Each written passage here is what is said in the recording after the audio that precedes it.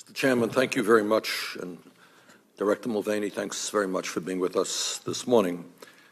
And I would agree with the chairman on one point. We must restore faith with the American people and their government. Sadly, this budget does exactly the opposite.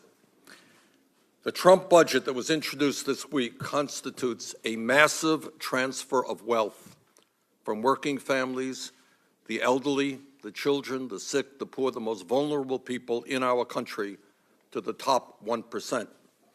It follows in the footsteps of the Trump-Ryan health care bill, which gives massive tax breaks to the people on top while throwing 23 million people off of the health insurance they currently have and dramatically raising premiums for older workers. This is a budget which says that if you are the wealthiest family in America, the Walton family of Walmart, you can get up to a $52 billion tax break through the repeal of the estate tax. Let me repeat that. Wealthiest family in America could get up to a $52 billion tax break. But at the same time, this budget says that if you are a lower income senior citizen, you will not be able to get one hot, nutritious meal a day that is currently provided to you by the Meals on Wheels program. This is a budget that says that if you are the second wealthiest family in America, the Koch brothers, a family, by the way, that has contributed hundreds and hundreds of millions of dollars into the Republican Party, your family can get up to a $38 billion tax break. But at the same time, if you are a working class young person trying to figure out how you can possibly go to college, your dream of a college education will disappear because of $143 billion in cuts to student financial assistance programs.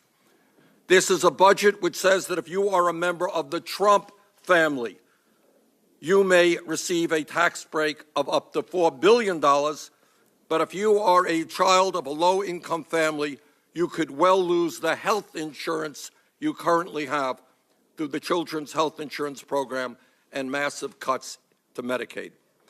When Donald Trump campaigned for president, he told the American people that he would be a different type of Republican, that he would take on the political and economic establishment, that he would stand up for working people, that he understood the pain that families all across this country were feeling. Well, sadly, this budget exposes all of that verbiage for what it really was, just cheap campaign rhetoric that was votes, nothing more than that.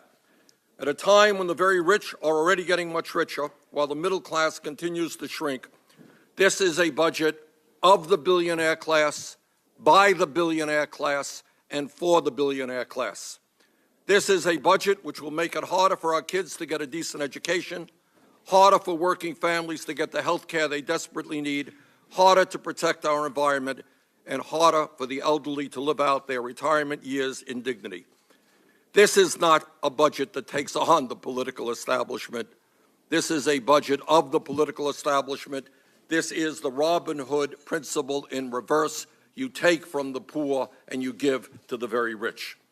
The reality is that the budget that President Trump has proposed would break virtually every promise he made to working people of this country.